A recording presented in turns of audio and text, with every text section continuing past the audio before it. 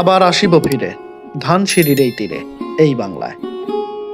কবি জীবনানন্দ দাশের বিখ্যাত সেই কবিতার একটি লাইন বলে আজকের ভিডিওটা শুরু করছে। গ্রাম বাংলার এই অসাধারণ রূপ অবশ্যই পৃথিবীর বিভিন্ন মানুষকে আকৃষ্ট করছে। তাছাড়া বাংলার এই সৌন্দর্য সারা পৃথিবীতে ছড়িয়ে পড়ছে বিদ্যুতের গতিতে। পৃথিবীতে যত জাতি গোষ্ঠী রয়েছে তার মধ্যে বাঙালি জাতির এই গ্রাম্য ধারা সবাইকে আকর্ষণ করে। যে দেশের প্রাকৃতিকে ভালোবেসে কবিগুরু রবীন্দ্রনাথ ঠাকুর লিখে গেছেন আমাদের ছোট নদী চলে বাঁকে বাঁকে, কিংবা কাজী নজরুল ইসলামের ভোর হলেও দুয়ার খোলো খুকুমুনি ওঠরে, কিংবা যতীন্দ্রমোহন বাগচির কাজলা দিদে। বাল্যকালে শোনা এই সমস্ত কালজয়ী ছড়া এবং কবিতাগুলো আমাদের হৃদয়ে আঠার মতোই গেঁথে আছে।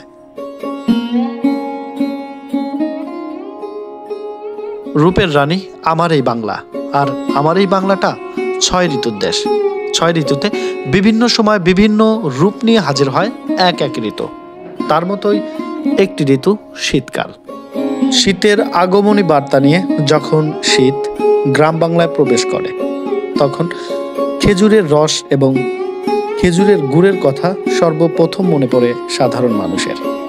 নানান রকম শাকসবজি এবং ফসলের আবাসভূমি হয়ে ওঠে গ্রাম অঞ্চল, এবং পরন্ত বিকেলে নদীর সুন্দর দৃশ্য আপনার অবশ্যই মনোমুগ্ধ করবে। চারপাশে থই থই পানি, মাঝখানে জেগে আছে ছোট্ট একটি চর, যেন এক ছবির মতোই বাংলাদেশ।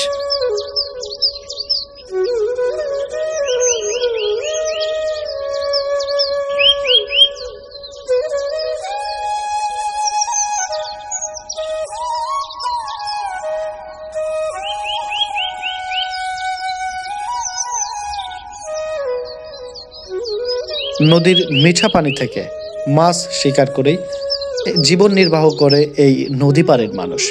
নদী পাড়ের মানুষের জীবনযাত্রাটা একটু বিচিত্র ধরনের। নদী পাড়ের এই জেলের নাম হানিফ মিয়া। হানিফ মিয়া এই নদীর সঙ্গেই তার জীবনকে পার করেছেন দীর্ঘ 50টি বছর। নদী থেকে মাছ মেরে এই মাছ স্থানীয় বাজারে বিক্রি করে তার জীবিকা নির্বাহ করে থাকে। এই হানিফ মিয়ার মতো শত শত মানুষ এই নদীতেই মাছ আহরণ করে এবং তাদের জীবনকে নির্বাহ করে।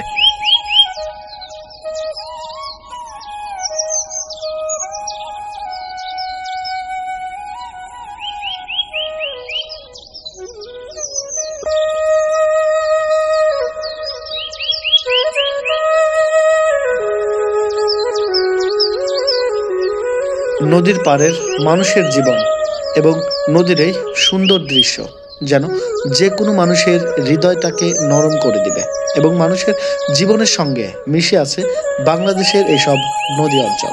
শীতের সময় নদীতে পানি কমে যাওয়ার কারণে তার সৌন্দর্য আরও বেশি ফুটে ওঠে এবং আরও বৃদ্ধি পায়।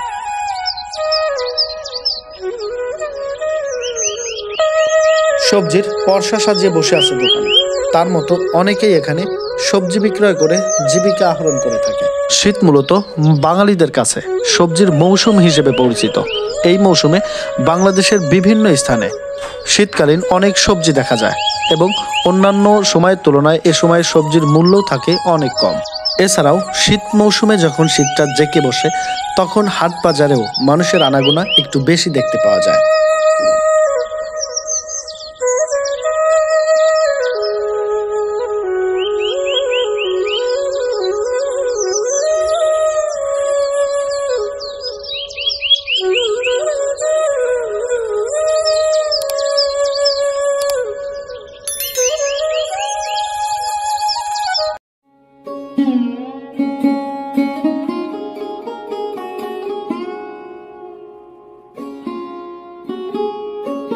সারাদিন মাঠে কাজ করে এসে গ্রামের সাধারণ মানুষেরা চায়ের স্টলে এসে আড্ডা দিতে থাকে, এবং তাদের জীবনযাত্রার খোঁজ গল্পগুলো সেখানেই সব কিছু ফুটে ওঠে, এবং সেখানেই ফুটে ওঠে বাংলাদেশের ঐতিহ্য এবং বাংলাদেশের সৌন্দর্য।